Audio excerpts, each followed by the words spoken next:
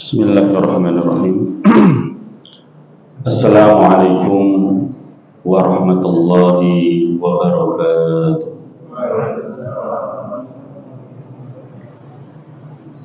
Alhamdulillahirabbil alamin. Wa bihi nasta'inuhu ala umuri dunya waddin. Wassalatu wassalamu ala asyrofil anbiya wal mursalin wa ala alihi wa sahbihi ajma'in. Usikum wa iyaya nafsi bitaqwallah faqad fazal mu'minun wal muttaqun. Qala Allah Ta'ala fi kitabihil karim, ya ayyuhalladzina amanu taqullaha haqqa tuqatih wa la tamutunna illa wa antum muslimun. Ikhwan akhwati nasrakumullah. Alhamdulillahirabbil alamin. Tidak bosan-bosannya kita selalu mengingatkan diri kita, keluarga kita untuk mensyukuri nikmat-nikmat Allah Subhanahu wa Ta'ala yang telah diberikan kepada kita. Terutama nikmat yang paling besar adalah nikmat iman, juga nikmat kesehatan, nikmat rasa aman, nikmat berupa makanan.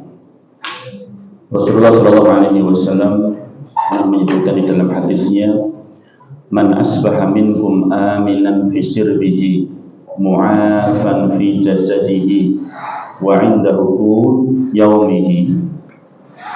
Barang siapa di waktu pagi bangun dari tidur, dia merasakan aman di rumahnya, dirinya aman, keluarganya aman, manusia di sekitarnya adalah merasa aman. Mu'afan fi jasadihi, tubuhnya sehat walafiat.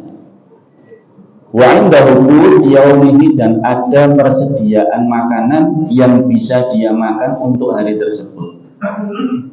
Kalau tiga nikmat ini ada pada diri kita, Pak, setelah kita bangun tidur, rasa aman, tubuh sehat, ada makanan yang bisa dia makan untuk hari tersebut.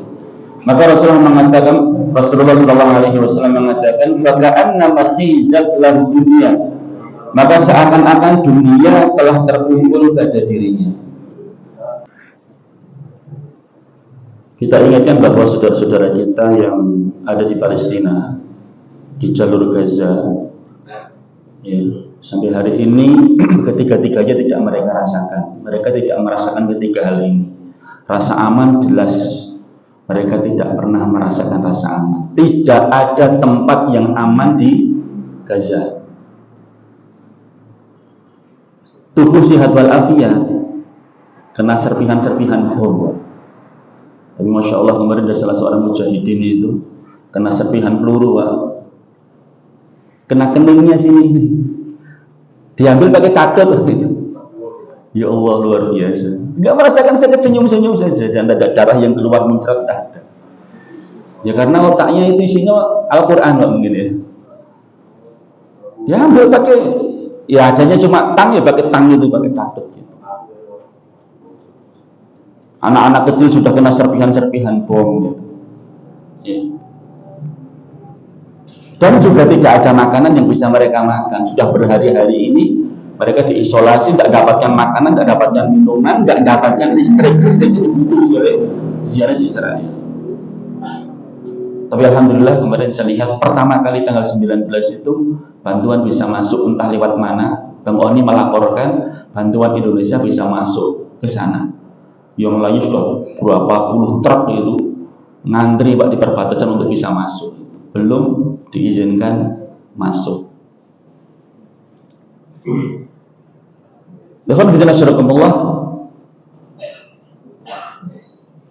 Ini keadaan saudara kita yang ada di sana. Antum bayangkan ini, gedung yang begitu kuat, megah, tinggi, hancur ini. Dengan bom, Pak, bukan sekedar rudal, itu bom. Satu bom itu kekuatannya berapa? Beratnya berapa? 5 ton, Pak. Ini kalau bangunan aja hancur kayak seperti itu, kalau ngenain tubuh terus kayak apa? Rata dengan tanah. Kemarin Mas Hussein kan di sana ada saudara kita Bang Onim, itu sudah 12 tahunan menikah dengan orang sana asli, punya anak juga. warga negaranya Indonesia ya, tapi sekarang tinggalnya di sana. Mas Husain juga di sana, orang Indonesia asli. Mas Husain ngomong, ini saya barusan diancam sama mereka, rumah saya mau diledakkan. Dan akun-akun itu sudah di-take down sama mereka, tidak bisa lagi dibuka, tidak bisa digunakan untuk memberikan informasi kepada teman-teman yang ada di Indonesia. Ya, bahkan sekolah PBB apa itu? Di ultimatum harus segera dikosongkan, jangan ada pengungsi di situ kalau tidak pengen dibom. Ya mereka cuma mengultimatum dan ternyata itu adalah jebakan dia. Kemarin yang di Gaza Utara segera mengungsi ke Gaza Selatan kalau tidak pengen habis dibom. 1,1 juta kalau manusia yang ada di situ. Akhirnya karena ketakutan sebagian tetap bertahan. Instruksi dari para mujahidin tetap bertahan di rumah, jangan bergerak. Yang lain karena ketakutan bergerak, Pak. Naik apa? Naik truk bak terbuka, pakai mobil pribadi, ada yang jalan dengan tersiok-siok di tengah jalan langsung dibom, belum. Betul-betul mereka itu, ya, para mendusta. Bila masa percaya sama musuh, hanya dalam rangka untuk apa? Di panjang saja ya udah metu kabeh langsung bilang. Gak ada rasa kasihan sedikit pun. Ya kalau misalnya kepada pejuang, kepada para mujahidin, ya memang perangnya sama mereka. Tapi ini sama rakyat sipil itu.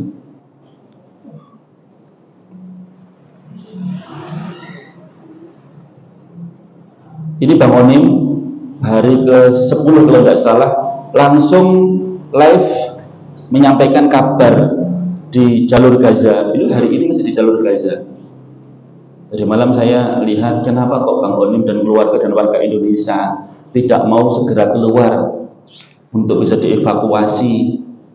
Gimana kita bisa keluar orang ditutup rapat? Ya. Terus yang kedua kita pun sudah nggak percaya lagi sama Zionis, sama orang-orang Yahudi. Ya paling nanti dipancing lagi, suruh keluar, suruh mengungsi tapi hanya harus dibom. Ya sudah kami bertahan di tempat kami masing-masing. Nah, terus makanannya bagaimana? Makanannya alhamdulillah kemarin sebelum ada agresi kita sudah belanja dulu. Belanja tomat, belanja roti, tapi roti sekarang sudah mulai berjamur seperti ini. Air, ya kita makan, minum air payau, kita minum air seadanya. Ini Bang Onim alhamdulillah di sana bersama dengan 3 anaknya. Yang pertama kali sudah biasa, lama-kelamaan juga merasakan takut karena biasanya cuma sehari, 2 hari, 3 hari, sekarang sudah sampai 10 hari lebih. Sudah ke-14 hari kan ini belum selesai perangnya. Berarti ini kemungkinan sangat lama. Jadi kabarnya Pak ketika gedung di Gaza itu dibom 5 ton sampai 6 ton. Kita bisa ceritakan, ikutin perintah Israel untuk mengungsi tetapi dibom. Warga Gaza mengatakan mereka itu sakit. Dan kabeh udah stres nih. Bingung cara menaklukkan Gaza, nggak bisa, mujahidinnya begitu tangguhnya, sudah stres, siapa saja dibom semua, kayak orang edan gitu, ya, stres. Mereka pengecut takut itu katanya temannya Ustaz Bahtiar Nasir kemarin itu yang ditaruh di depan itu tentara-tentara bayaran, sedangkan asli orang Yahudi Israel itu mereka di belakang. Karena mereka takut sekali mati, sedangkan kaum muslimin semboyannya aish kariman awmud syahidan, hidup mulia atau mati syahid. Nih, 1 menit, setiap menit itu ada 10 pasien. Bahkan kemarin itu di rumah sakit tempat yang paling aman karena di situ dirawat para pasien. Sehingga para pengungsi nggak ada tempat yang lain yang paling aman ya di rumah sakit. Menurut undang-undang perang dunia itu kan nggak boleh merusak rumah sakit. Akhirnya ketika pengungsi berkumpul di situ, ratusan pasien sedang dirawat, langsung dibom, belum 500 lebih yang jadi korban, meninggal dunia semuanya, belum yang luka-luka berapa ratus. Terus kalau rumah sakit sudah dibom, terus mereka mau dirawat di mana? Ya. Bahkan rumah sakitnya Kristen Baptis juga dibom. Yang jadi korban bukan sekedar umat Islam saja, warga Kristen pun juga ikut jadi korban. Maka hari ini Bapak Ibu sekalian yang berteriak, yang mengecam kepada Israel dan Amerika bukan saja negara-negara Islam, negara non-Muslim pun, bahkan Yahudi yang ada di Amerika pun ikut mengecam. Kemarin warga Israel sendiri ketika mereka mengirim berita gitu ya, memberikan bantuan kepada Gaza, ratusan warga Israel ditangkap karena unggahan membela Gaza. Hati nurani mereka sendiri melihat kesadisan tentara Israel, akhirnya mereka tidak kuat mengunggah postingan-postingan untuk membela Gaza, ditangkapin. Ya kan, ini keadaan rumah sakit yang dibom. Mobil saja hancur seperti ini, bagaimana tubuhnya? Kalau nggak kuat jangan lihat, Pak. Tubuh tercabik-cabik, kepala bisa dengan badan terpisah dengan kaki, jumlahnya ratusan orang. Ini keadaan saudara-saudara kita di Palestina. Masih ada yang menganggap itu bukan urusan kita. Padahal satu muslim dengan muslim yang lain, satu mukmin dengan mukmin yang lain itu seperti apa? Satu tubuh. Mathalul mu'minina fi tawadihim wa tarahumihim wa ta'atufihim kamathalil jasadil wahid. Satu mukmin dengan mukmin yang lainnya dalam kasih sayang itu seperti satu tubuh. Idza ishtaka minhu adun, ketika salah satu dari anggota tubuh kita ini sakit, tada'alahu bisahri wal huma. Mereka akan merasakan demam, merasakan tidak bisa tidur. Jangan pernah giginya sakit, Pak. Yang sakit cuma satu gigi saja itu. Yang merasakan seluruh tubuh, merasakan demam, panas, tidak bisa tidur. Rasakan masuk angin, kepala pusing, yang merasakan seluruh tubuh kita hanya karena satu tubuh kita yang sakit. Bahkan mungkin kaki kita cantengin ya, Pak, nanti cantengin itu, yang merasakan seluruh tubuh kita.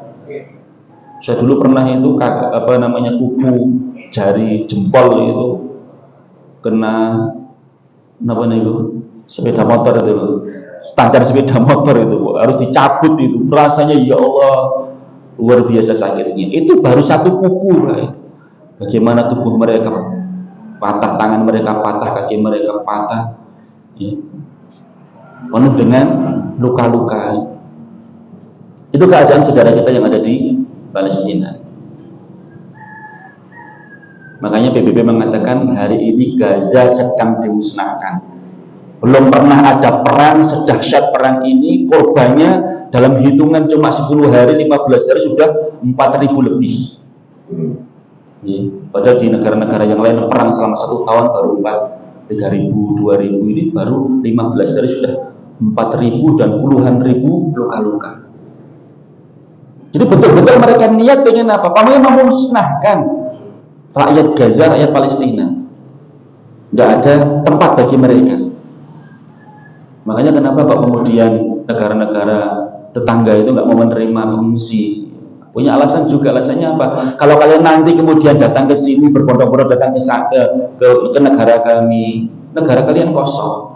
Kalau sudah kosong akan dicaplok sama Israel, habis sudah. Yang sekarang tinggal beberapa persen saja kalian pertahankan, kalian akan keluar dari situ, sudah habis nanti dicaplok sama Israel. Seorang muslim aja ada yang menfatwakan hijrah, mereka hijrah kemana gitu. Itu jebakan mereka. Kita hijrah, ngungsi, dibom habis, tanahnya dicaplok sama mereka. Makanya tempat paling aman ya mereka di rumah, tinggal di rumah. Jangan mengadakan kegiatan keluar, ada pergerakan orang langsung dibom, kelihatan dari atas langsung dibom. Tidak ada tempat aman di Gaza. Kemudian Bapak Ibu sekalian, ini pentingnya kita itu menyebarkan berita.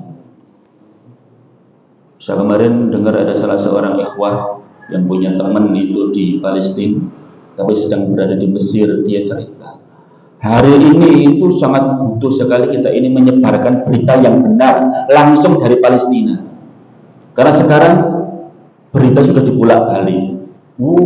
Orang Gaza itu, Palestina itu mereka begitu kejamnya, sadis sekali kepada perempuan dibunuh, diperkosa, orang-orang sepuh ditembakin, anak-anak kecil disiksa.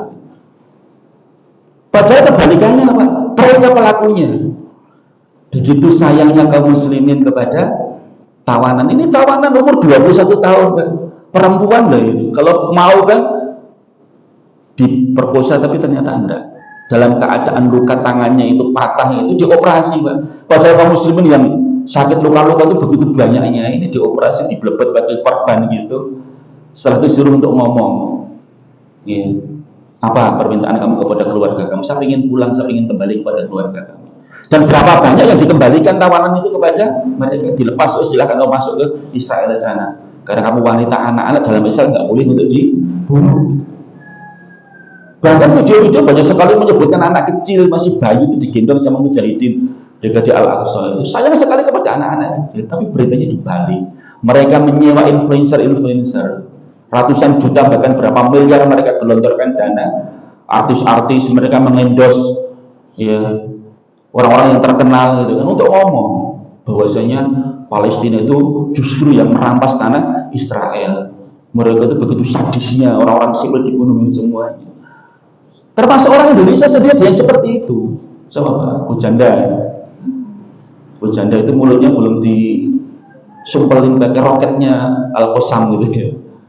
Ngomongnya betul-betul seorang muslim tapi menyesakkan hati kita, ya, menyakitkan hati kaum muslimin itu. Gak tahu muslim atau enggak dia itu. Akhirnya Israel mungkin di Indonesia.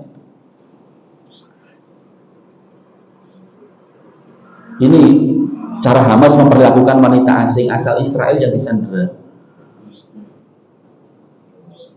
Yang memberitakan kantor-kantor berita asing sana memberitakan persis sebagaimana dahulu Salahuddin Al-Ayyubi ketika menaklukkan Yerusalem.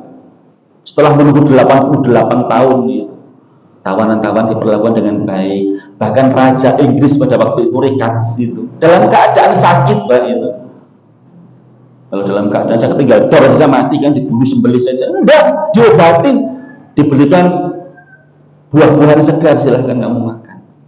Begitu baiknya perlakuan kepada para tawan, bahkan jenderal loh itu, bahkan jenderal. Alhamdulillah, ini penting sekali kalau kita merasa tidak penting untuk mengabarkan berita-berita kita, berita-berita saudara kita yang ada di sana, itu perlu untuk kita evaluasi lagi. Kabarkan kepada mereka, meskipun hanya sekedar nge-share. Kita kabarkan kepada dunia tentang kekejaman, kesadisan bangsa Zionis Israel, Yahudi laknatullah alaihi. Kemudian kita kabarkan kepada mereka bagaimana baiknya para mujahidin kepada para tawanan. Kemudian kita juga kabarkan bagaimana banyaknya korban-korban, bangunan-bangunan hancur. Kita kabarkan kepada dunia, biar mereka tahu itu loh. Contohnya, buktinya kekejaman mereka itu seperti ini. Ya, kalau kita lihat di dalam Al-Quran, ternyata Allah Subhanahu wa Ta'ala telah menyebutkan dalam surat Al-Maidah ayat 82. La tajidanna asyaddan nasi adawatan lil ladzina amanu yahud wal ladzina asyraku. Sungguh kamu dapatin orang-orang yang paling keras permusuhannya terhadap orang-orang yang beriman ialah orang-orang Yahudi dan orang-orang musyrik. Jadi jauh-jauh sebelumnya Allah Subhanahu wa Ta'ala telah mengingatkan kepada kita. Memang orang-orang Yahudi itu mereka begitu kerasnya permusuhan kepada orang-orang yang beriman. Jadi kan lihat saja dalam sejarah itu, ada nggak orang Yahudi yang kemudian mereka itu masuk Islam? Jarang sekali. Ya, orang Nasor banyak. Mereka tahu betul bahwasanya Muhammad ini adalah seorang nabi yang diutus di akhir zaman nanti. Pengetahuan mereka bahwa Muhammad ini adalah nabi yang betul-betul dari Allah Subhanahu wa Ta'ala, nabi akhir zaman. Pengetahuan mereka kepada Rasulullah itu sebagaimana pengetahuan mereka kepada anak-anak mereka. Tidak mungkin seorang bapak kok keliru kepada anaknya. Misalnya jangan jemput anak sekolah, pulang dari sekolah ratusan orang itu. Kira-kira jangan keliru jemput, ngambil anaknya tetangga terus digandeng itu enggak, Pak? Tidak mungkin tuh. Seragamnya sama, bahkan mungkin tingginya sama. Wajahnya mungkin mirip juga, tapi pasti jenengan pasti akan tahu, bagi anak saya yang ini, langsung dibawa pulang. Itu pengetahuan orang-orang Yahudi kepada Rasulullah, itu sebagaimana pengetahuan mereka terhadap anak-anaknya. Tidak mungkin keliru. Kepada anak itu misalnya ada tanda lahir, ada toh, ada bapak ibu mesti ngerti tanda anak tersebut. Ya tidak mungkin bojo ya istri, warna bojo anyar itu kan, mungkin keliru bisa. Oke, jubah semuanya pakai cadar nggak tahu dong. Antenanya kan bojone wong diboncengke misalnya gitu. Bisa keliru kalau kepada orang lain, bukan apa-apa kita sebelum kita menikah sama dia. Tapi kalau anak itu darah daging kita, tahu betul. Orang Yahudi itu tahu betul Muhammad ini adalah seorang nabi yang diutus di akhir zaman nanti. Tapi karena kesombongan mereka, kenapa kok tidak diutus dari kalangan Bani Israel, tapi dari kalangan Arab? Mereka nggak mau beriman kepada Rasulullah, bahkan memusuhi Rasulullah SAW. Ya kan benar Rasulullah Bapak sekalian, sebenarnya Bani Israel itu kan mendapatkan kemuliaan dari Allah. Apa? Diutus para nabi itu dari kalangan mereka. Nabi-nabi yang diutus itu banyak sekali dari kalangan Bani Israel. Israel itu kan nama Nabi Yakub kan. Bani Israel berarti anak-anaknya Nabi Yakub. Tetapi umatnya itu begitu ada nabi dibunuhin, ada nabi dibunuhin. Allah Subhanahu wa taala menyebutkan, "Afakullama ja'akum rasulun bima la tahwa anfusukum mustakbartum, fa fariqun kadzdzabtum wa fariqun taqtulun." Apakah setiap datang kepadamu seorang rasul dengan membawa sesuatu pelajaran, sampaikan wahyu kepada kalian yang tidak sesuai dengan keinginan kalian, lalu kalian bersikap sombong, fa fariqun kadzdzabtum, sebagian kalian dustakan, wa fariqun taqtulun, dan sebagian yang lain kalian bunuh.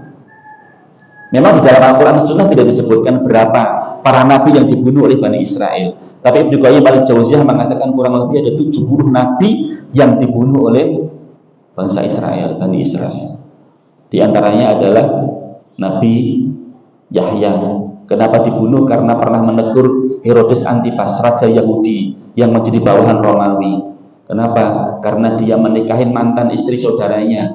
Padahal pada waktu itu di dalam Taurat dilarang, tapi nikah. Diingatkan sama Nabi Yahya. Nabi Yahya dibunuh. Nabi Isa juga mengingatkan, mengkritik ya ahli-ahli Taurat yang mereka biasa baca Taurat tapi perbuatannya jauh dari isi Taurat. Akhirnya Nabi Isa berusaha untuk dibunuh, tapi Allah Subhanahu wa taala selamatkan ke langit. Ada yang diserupakan kemudian dibunuh, Yudas Iskariot. Dan masih banyak nabi-nabi yang lain yang dibunuh oleh mereka. Apa yang menyebabkan perbuatan mereka? Innama hamluhum 'ala dzalik ittiba'ul hawa wa hubbud dunya. Yang menyebabkan hal itu adalah karena mereka mengikuti hawa nafsu dan cinta dunia. Secara ilmu mereka tahu, pintar-pintar orang Yahudi itu. Bedanya orang Yahudi sama orang Nasrani ya. Orang Yahudi itu tahu ilmunya tapi nggak mengikuti kebenaran. Tapi orang-orang Nasrani itu mereka memang nggak tahu, bodoh ya, sehingga tidak mengerjakan karena nggak ngerti. Makanya dalam Al-Quran surat Al-Fatihah disebutkan ghairil maghdubi alaihim waladdallin. Maghdub itu siapa? Yang dimurkai? Yahudi. Kenapa dimurkai? Tahu tapi nggak mau mengamalkan. Dhallin yang tersesat ya orang Nasoro, karena memang mereka tidak mau belajar, nggak ngerti sehingga berbuat yang salah. Ya kan bicara Rasulullah, kenapa kita bantu Palestina? Kenapa kajian kita kok Palestina meneh? Ya kan begini Rasulullah, hari ini kewajiban kita sebagai seorang muslim, kapanpun dimanapun harus selalu kita selipkan pembicaraan tentang masalah Palestina. Karena banyak orang-orang awam yang tidak tahu urusan apa sih kita dengan Palestina. Nggak ada urusan apa-apa. Ini politik mereka. Kalau kita ngurus di negara kita sendiri gini aja sudah repot, sudah capek, ngapain ngurusin mereka. Masih banyak yang seperti itu. Kita katakan kepada mereka bahwa di Palestina itu ada Masjidil Aqsa, tempat mi'rajnya Rasulullah SAW ke Sidratul Muntaha untuk mendapatkan perintah sholat. Ya ngapa Allah Subhanahu wa taala datang ngampir ke Rasulullah ke Masjidil Aqsa? Boleh langsung dari Mekah, dari Masjidil Haram langsung ke Sidratul Muntaha mendapatkan perintah sholat, tidak diambil di Masjidil Aqsa. Itu kenapa? Salah satunya karena keberkahan daripada Masjidil Aqsa ini. Rasulullah menambahkan buruknya, kemudian setelah itu Rasulullah masuk masjid menjadi imam bagi seluruh nabi yang ada. Setelah itu kemudian Rasulullah naik ke atas ke Sidratul Muntaha mendapatkan perintah sholat. Ya, ada hikmahnya. Kayak misalnya saya dari Waru Arab nang Kelewar tak mampir nang Masjid Al-Aqsa saya ya ngopo mampir sholat Al-Qur'an bayar dikit deh. Karena memang tempat strategi sekali ya Pak. Masya Allah, barokah betul ini Masjid Al-Aqsa sini. Makanya insya Allah yang ngurusin Masjid Al-Aqsa sini juga barokah. Beri barokah oleh Allah Subhanahu wa Ta'ala. Bukan hanya untuk salat ya Pak, tempat pertemuan COD juga. Tempat mangkalnya Grab, Gojek itu gitu Al-Aqsa. Di mana-mana mesti takut karo Al-Aqsa begini. Mesti tanya itu kalau Al-Aqsa sendiri terkenal loh Pak nih, bahasa Indonesia terkenal nih. Al-Aqsa itu kalau nggak di sini di Klaten juga Al-Aqsa. Jarang ya masjid yang menggunakan nama Al-Aqsa.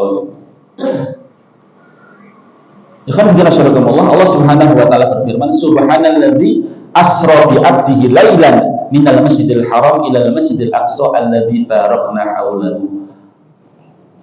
Al-Qur'an dengan tegas menyebutkan minal masjidil haram ilal masjidil aqsa. Namanya diabadikan di dalam Al-Qur'an.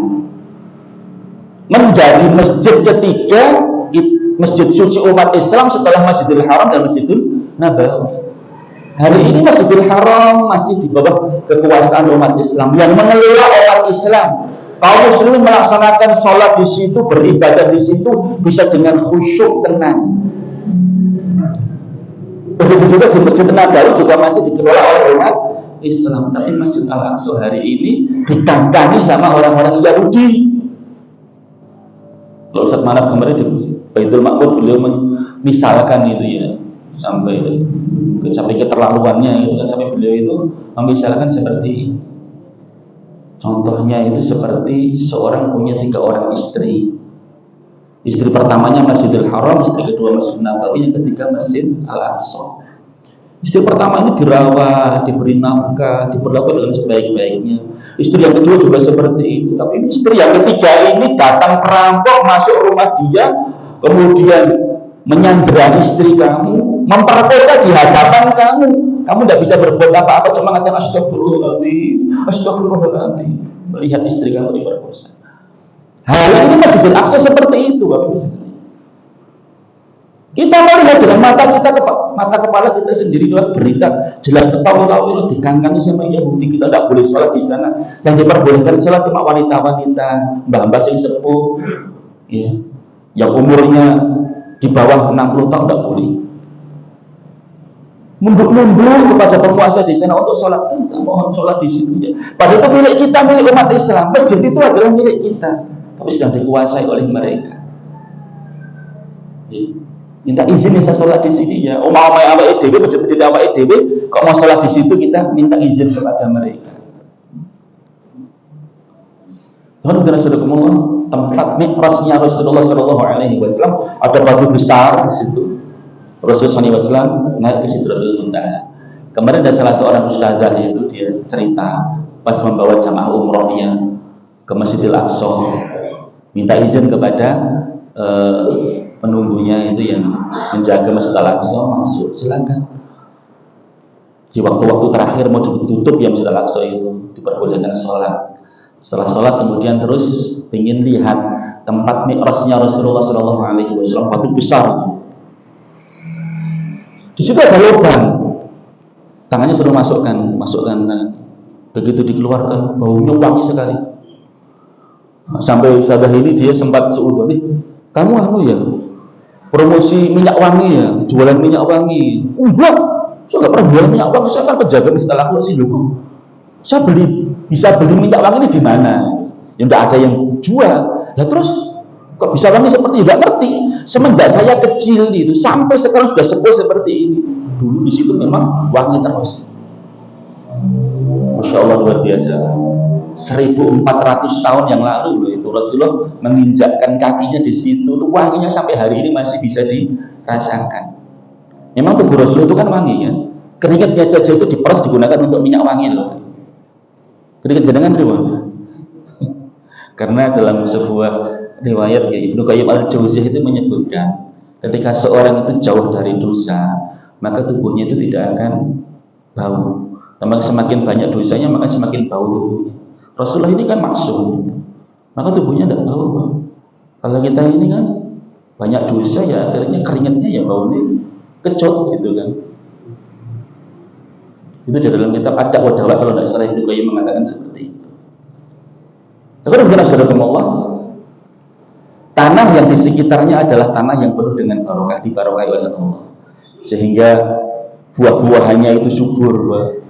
Kemudian buahnya itu gede-gede. Itu saya pernah ditunjukkan itu buah-buahan di Palestina oleh Mas Misbah. Mas Misbah ini dia orang sekitar sini daerah Joyo Surang gitu. Itu beliau pernah berangkat ke sana sebagai relawan. Terus kok lihat penderitaan kaum muslimin di Palestina, dia ingin mengambil spesialis tulang, kan dokter biasa mengambil spesialis tulang. Sekarang udah jadi spesialis tulang, sekarang kerja di ortopedi. Punya niat nanti balik ke Palestina untuk memberikan bantuan kepada saudara kita yang ada di sana. Banyak teman-teman kita di sana, Pak. Kemarin lulusan UNS, dokter lulusan UNS sekarang masih berada di masjid dan berada di rumah sakit Palestina, Gaza itu, membantu saudara-saudara kita yang ada di sana. Pemerintah Indonesia itu berusaha untuk mengevakuasi WNI di sana, nggak mau, udah kita di sini saja. Kalau nanti kita keluar terus siapa yang ngurusin saudara-saudara kita di Palestina ini? Hidup mati di situ, aisyariman al-maut syahid. Di tempat yang mulia, ya.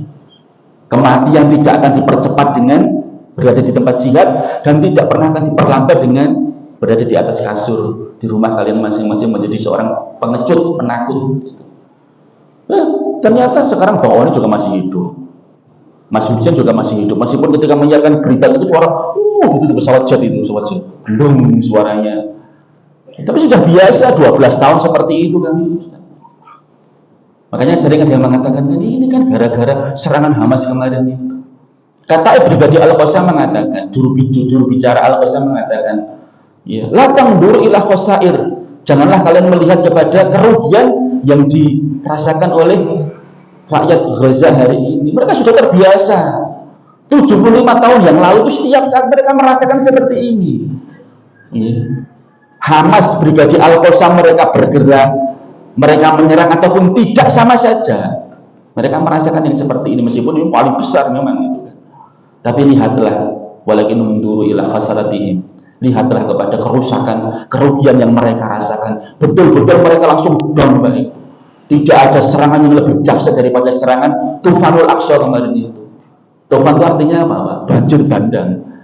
Tapi seringnya diartikan badai ya, bukan badai topan, bukan. Tufan itu banjir bandang itu yang menenggelamkan Israel itu. Serangannya mendadak sekali. Serangan dari udara itu 5.000 roket diluncurkan, tidak ada yang terdeteksi. Iran punya langsung error. Pada 2 tahun yang lalu 2021 itu 96 roket yang 96% ya, roket yang diluncurkan ke Israel itu dipatahkan sama mereka. Cuma 4% saja yang bisa masuk. Kemarin itu betul-betul hang itu. 5.000 langsung masuk menerjang. Wakilnya luar biasa. Dalam kondisi kaget seperti itu, diserang dari bawah, diserang dari laut, diserang dari udara. Pakai apa? Parasut. Cuma parasut saja beda itu. Kaget semuanya. Serangannya betul-betul mendadak dan mereka tidak mempersiapkan diri. Habis semua. Ribuan orang meninggal dunia. Tentara loh itu. Bahkan para jenderal itu ditawan. Yang menjadikan mereka murka itu karena jenderal-jenderal mereka itu ditawan oleh Brigadi Al-Qassam sampai hari ini. Padahal kemarin Ustaz Manaf ketika cerita pas ngobrol bareng, pas kita sarapan sama beliau itu beliau mengatakan, satu jenderal itu nilainya berapa? Seperti prajurit satu Kodam. Satu Kodam itu berarti satu Jawa Tengah gitu. Korim, Koramil, kemudian Korim, kemudian Kodam. Kalau betul-betul mereka itu uangnya luar biasa, membabi buta hari ini.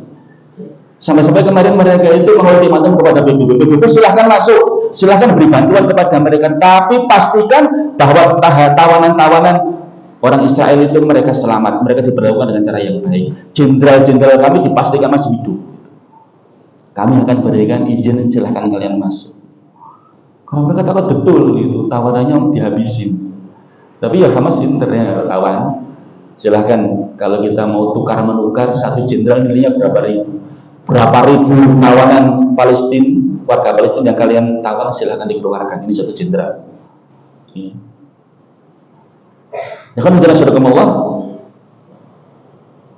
di Palestina ada Masjid Al-Aqsa yang merupakan kiblat pertama umat Islam.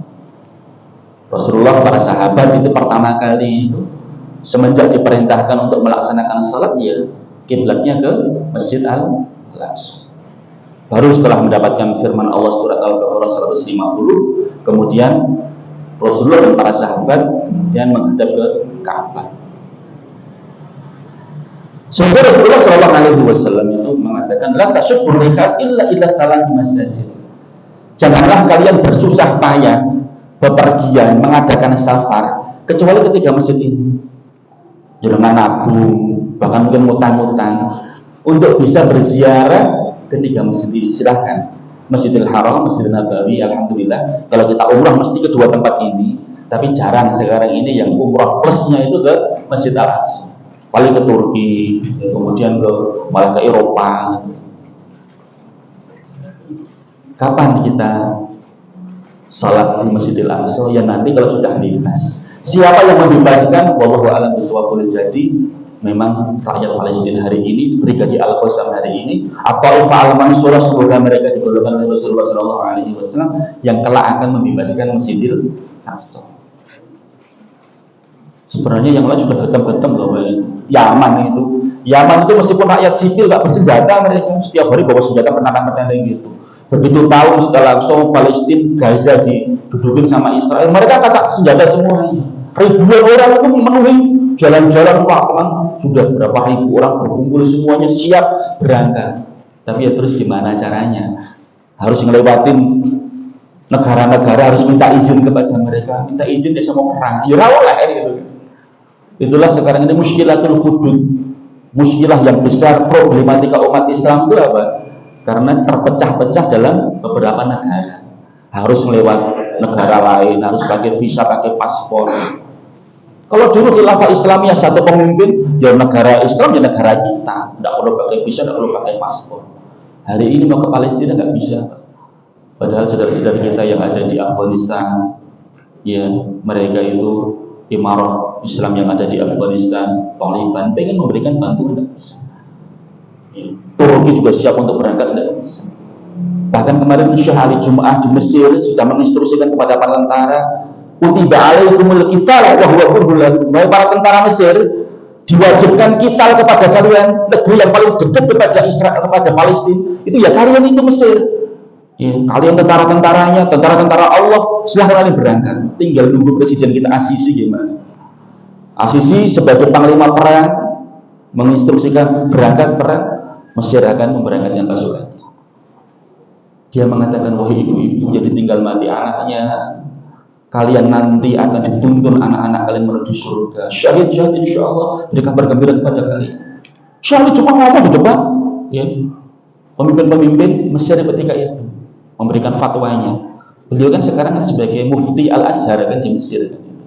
Yang hari ini kaum muslimin menunggu kapan Mesir ini bergerak, kapan Mesir ini membuka perbatasannya untuk bisa masuk ke Gaza.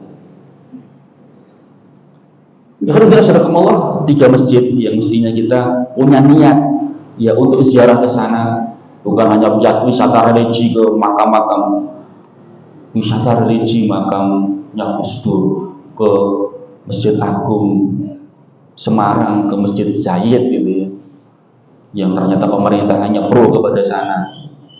Jadi Emirat Arab kan sana kan. Alhamdulillah min dzalik. Dengan Allah, kenapa kita membantu Palestina? Karena ada ikatan iman. Mereka mukmin, kita mukmin. Satu mukmin dengan mukmin yang lainnya adalah yashuddu ba'dhu ba'dha, saling menguatkan. dan terakhir hutang bangsa Indonesia kepada rakyat Palestina. Ini yang perlu kita selalu sampaikan kepada masyarakat awam. Paling mudah itu ya ini, dengan cara seperti ini. Yang lainnya mereka bisa memahami. Tapi kalau ini, lihat sejarah Mas, ya, Palestina itu belum punya negara, tapi punya mufti, ulama, ya. Dia berkampanye ke Timur Tengah, ke negeri-negeri Arab, pemimpin-pemimpin Arab, ayo kita dukung kemerdekaan Indonesia. Hari ini mereka sudah memproklamirkan Indonesia 17 Agustus tahun 45, tapi belum mendapatkan pengakuan dunia. Ayo dari negeri Arab kita berikan dukungan kepada mereka. Muhammad Amin Al-Hussein memberikan dukungan kepada rakyat Indonesia setelah mereka memproklamirkan kemerdekaan. Ini pemandangan seperti sudah biasa, Pak. Merah putih sama bendera Palestina sejajar itu di Palestina loh itu. Apa di sini ada bendera Palestina diturunkan, dibakar, astagfirullahaladzim. Kemarin di Magelang rame-rame seperti itu kan, bentrok gara-gara apa? Bendera Palestina diturunkan, Pak, dijek-injek, astagfirullah.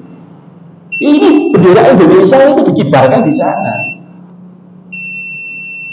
Sehingga saudagar Palestina yang bernama Muhammad Ali Tahir tahun 45 dengan kekayaan yang dia miliki, dia sampaikan, terimalah kekayaan kami ini wahai warga Indonesia, saudara-saudara kami, untuk memenangkan perjuangan kalian.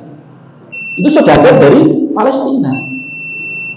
Setiap tanggal 17 Agustus di Palestina itu rakyat, anak-anak kecil, pemuda-pemuda, mereka merayakan 17 Agustus ini, menyanyikan lagu Indonesia Raya karena kecintaan mereka kepada saudaranya di Indonesia gitu. Orang Indonesia merasa cuek dengan saudaranya di Palestina. Bukan begitu, Allah, karena jasa besar inilah, pengakuan dari Palestina, bantuan dana yang besar dari Palestina, maka Mbah Haji Hashim Asy'ari, pendiri Nahdlatul Ulama, setiap tanggal 27 Rajab diperingati sebagai hari Palestina pas Isra Mi'raj. Warga Nahdliyin semuanya kumpulkan harta, kita berikan kepada saudara-saudara kita di Palestina. Itu tertuang dalam buku Palestina dari zaman ke zaman yang menerbitkan pengurus besar Nahdlatul Ulama. Sejarah berbicara Pak itu. Tapi hari ini sudah dolali mungkin.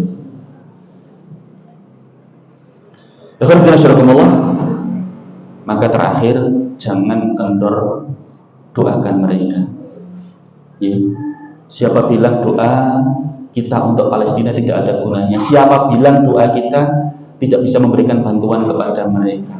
Nah, doa yang kita lantunkan, yang dilantunkan oleh bapak-bapak yang kehilangan anaknya, yang dilantunkan oleh anak-anak yang kehilangan bapaknya jadi yatim piatu, yang dilantunkan oleh umat seluruh dunia, insya Allah akan menembus langit, dan Allah Subhanahu wa Ta'ala akan menurunkan nusrahnya, pertolongannya kepada saudara-saudara muslim yang ada di Palestina, cepat ataupun lambat. Kalau antum melihat dalam perang Khandaq itu berapa kekuatan musuh, tidak mungkin secara akal bisa dikalahkan pasukan Ahzab, pasukan sekutu itu. Tapi Allah hancurkan mereka dengan diturunkannya angin, porak-poranda mereka, akhirnya mereka kalah. Siapa bilang doa tidak akan memberikan bantuan kepada mereka? Kemarin ketika Israel siap-siap ingin mengadakan agresi darat, Allah kirimkan tentaranya berupa banjir bandang, berupa angin puting beliung, sehingga mereka menunda penyerangan kepada rakyat yang ada di Palestina. Dan sampai hari ini mereka belum berani masuk lewat darat, karena pasukan Brigade Al-Qassam sudah mengancam, silakan kalian masuk ke negeri kami, ke Gaza ini, akan kami jadikan Gaza ini sebagai kuburan-kuburan kalian. Sudah dipersiapkan semuanya. Mereka berpikir 1000 kali untuk bisa masuk ke Gaza. Karena Allah, paling tidak doa yang kita lantunkan ini menjadi hujah kita di hadapan Allah Subhanahu wa Ta'ala nanti, bahwa kita ini pernah membantu saudara kita yang ada di Palestina, meskipun dengan sedikit harta yang kita miliki, dan juga doa-doa yang kita lantunkan di waktu-waktu yang mustajab. Mari di akhir kajian ini kita doakan saudara-saudara kita yang ada di Palestina, yang ada di Gaza, semoga Allah memberikan kekuatan kepada mereka, memberikan sabar kepada mereka, memberikan kesabaran kepada mereka. Yang luka segera diobatin oleh Allah Subhanahu wa Ta'ala, disembuhkan oleh Allah Subhanahu wa Ta'ala. Yang meninggal dunia Allah catat sebagai para syuhada yang darah mereka akan menjadi penyubur di negeri Palestina yang kelak akan nanti bebas dan menjadi kembali umat Islam. Kita Berdoa kepada Allah, saya berdoa dan Bapak Ibu sekalian mengambil doa saya. Bismillahirrahmanirrahim. Alhamdulillahirabbil alamin, hamdan yuwafi ni'amah wa yukafi mazidan. Ya Rabbana lakal hamdu kama yanbaghi li jalali wajhikal karim wa 'azimi sultanik. Allahumma shalli wa sallim ala nabiyyina wa habibina wa maulana Muhammad wa ala alihi wa sahbihi ajma'in. Allahumma ighfir lil mu'minina wal mu'minat wal muslimina wal muslimat wa alif baina qulubihim wa aslih dhata bainihim وانصرهم على عدوك وعدوهم اللهم اغفر للمؤمنين والمؤمنات والمسلمين والمسلمات وألف بين قلوبهم وأصلح ذات بينهم وانصرهم على عدوك وعدوهم اللهم لعن كفرة أهل الكتاب الذين يكذبون رسلك ويقاتلون أولياءك اللهم خلف بين كلمتهم وزلزل أقدامهم وأنزل بهم بأسك الذي لا يرد على القوم المجرمين اللهم أعز الإسلام والمسلمين وأهلك الكفرة والمبتدئة والمشركين أعداءك أعداء الدين اللهم شتت شملهم ومزق جمعهم وقلل عددهم وألق في قلوبهم الرعب إنك على كل شيء قدير اللهم انصر المسلمين في فلسطين اللهم انصر المسلمين في غزة اللهم انصر المستضعفين في كل مكان وكل زمان اللهم انصر المستضعفين في فلسطين اللهم انصر المستضعفين في غزة اللهم انصرهم وارزقهم القوة والصبر واربط على قلوبهم وأنزل عليهم من رحمتك اللهم داوي جرحاهم واشفي مرضاهم وتقبل موتاهم اللهم إنا نستودعك فلسطين وأهلها وأرضها وسماءها ورجالها ونساءها وأطفالها فاحفظهم يا الله وكن لهم عونا ومعينا يا الله اللهم من أراد بها وبأهلها سوء فاجعل دائرة السوء تدور عليه يا رب العالمين يا مجيب السائلين اللهم ارزق أهل فلسطين الثبات والنصر والتمكين يا الله وبارك في إيمانهم وصبرهم يا الله يا رب العالمين اللهم احفظ أهل فلسطين والمسجد الأقصى من كيد الظالمين وأيدهم بنصرك وقوتك يا رب العالمين يا مجيب السائلين اللهم انصر أهل فلسطين على من عاداهم اللهم صوت عميهم اللهم ثبت الأرض تحت أقدامهم اللهم اجعل نار أعدائهم بردا وسلاما على المسلمين اللهم رد إلينا فلسطين والمسجد الأقصى ردا جميلا اللهم انصر ضعفهم فإنهم ليس لهم سواك اللهم يا رحيم ارحم أهل غزة ونجهم من أعدائهم كما نجيت نبيك إبراهيم من نار النمرود ربنا تقبل منا إنك أنت السميع العليم وتب علينا إنك أنت التواب الرحيم ربنا آتنا في الدنيا حسنة وفي الآخرة حسنة وقنا عذاب النار سبحان ربك رب العزة عما يصفون وسلام على المرسلين والحمد لله رب العالمين السلام عليكم ورحمة الله وبركاته. جينا نعيدكم بالعيد بنسألكم